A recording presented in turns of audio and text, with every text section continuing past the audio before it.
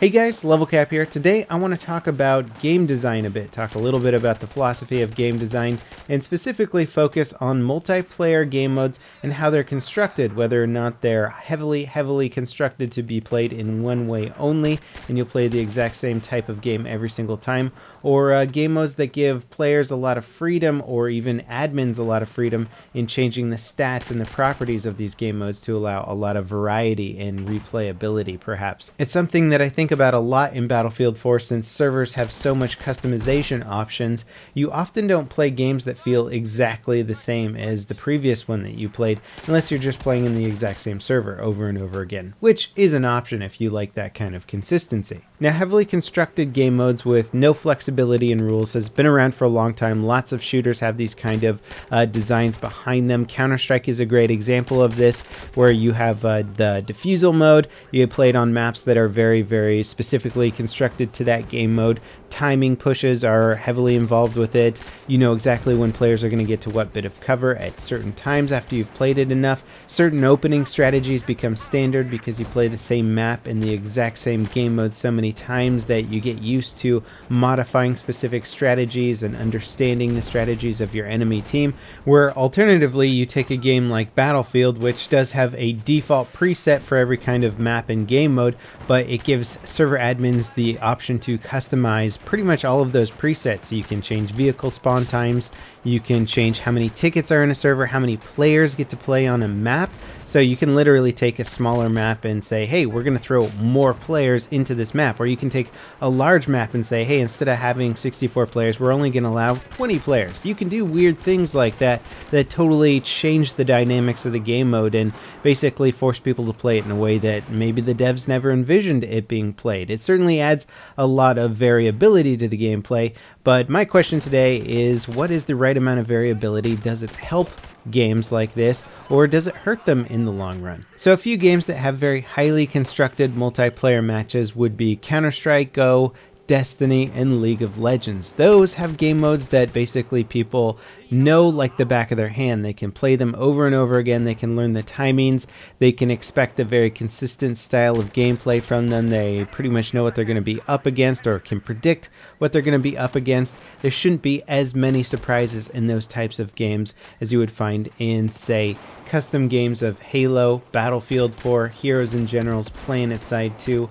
Those games have a lot more chaotic gameplay, a lot more variability, and enough stuff that can actually happen that you just simply can't predict or prepare for. Now, of course, Halo has some standard preset game modes that you can get used to, plan for, strategize around. Halo is definitely a very competitive game in that nature, but it also offers a lot of custom game modes and sort of crafting maps and changing what kind of vehicles are available and that kind of stuff. So within those game modes, there's a lot of variability. Now, of course, everybody's heard the saying, variety is the spice of life, and having a lot of customization and different ways to play your video game that even the players can choose is a cool thing to do, and it adds a lot of replayability and a lot of newness if people are getting bored of the standardized game modes. The counter argument to this, though, is that if your standard game modes are boring or just poorly designed, then yeah, players are going to get bored of it and not want to play them.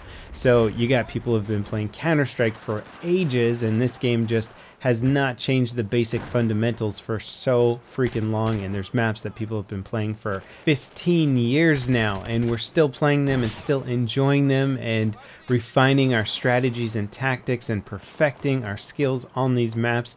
And that's something that people get a lot of joy out of, is continuously practicing and getting better at specific game modes that you can actually wrap your head around, rather than just trying to practice basic shooter fundamentals and hope for the best in, say, a more chaotic game mode that Battlefield 4 could offer.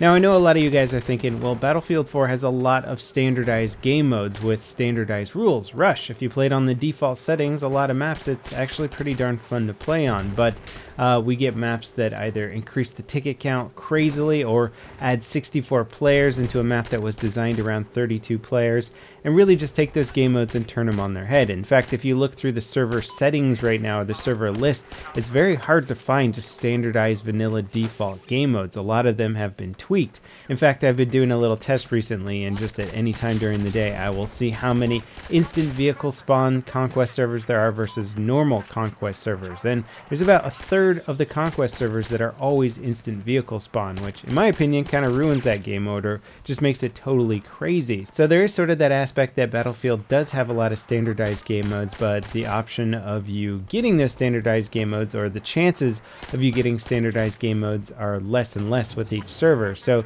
you often really don't know what you're going to run into. Now imagine for a second that there was no server customization in Battlefield 4. Every game mode you played was being played in the way it was designed and intended to be played. With this in mind, every time a round started, you could start refining your strategies and tactics based around that specific game mode because you knew it was going to be fairly consistent each time. Now, Battlefield, of course, has the issue of there being so many weapons and gadgets that you're not really sure what the enemy team is going to be running, so it throws you for a little bit of a loop that you have to adapt to. You know, sometimes they could have extremely good jet pilots that you might have not expected, and now you have to sort of deal with that as an issue within itself. But beyond that, you would have a standardization of rules that you could follow and understand and learn and refine your tactics based around these standardized rules, and it could possibly be a more enjoyable experience. It's something that I would love to try out a little bit more. Yet this can be a very hard point of view to argue for because you're essentially right now letting the community decide what they want to do for themselves. The only problem is that the community is not organized in a large way. People buy servers, they set up their own rules the way that they think is going to make the most fun game mode to play, and then people just hop around from server to server and they play different experiences on each one. Good variety, but very low consistency. Now, if it were up to me, I would make it so that any ranked server had to have a standardized set of rules. You couldn't mod them, you couldn't change it, so the gameplay would be predictable and consistent every single time in any ranked server you play. If you want sort of that more chaotic, more randomness, some weird custom game modes, you could go play in some unranked servers. I doubt this would really limit the variety of Battlefield. It would still allow for all those crazy Battlefield moments to occur, but it would also give those gamers who desire a little bit more consistency from their gaming experience what they want. Anyway, I'd love to hear what you guys think about this situation. Battlefield has never really been a title to have heavily refined game modes, but I think it could definitely adapt to it. As always, guys, thanks for watching, and I'll see you next time. This is LevelCap, signing off.